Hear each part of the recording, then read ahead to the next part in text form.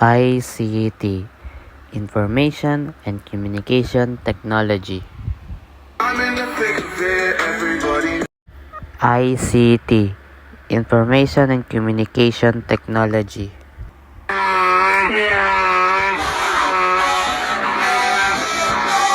Dito ka na lang habang buhay.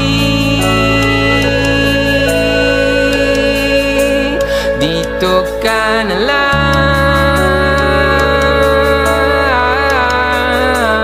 habang buhay. Dito ka na lang.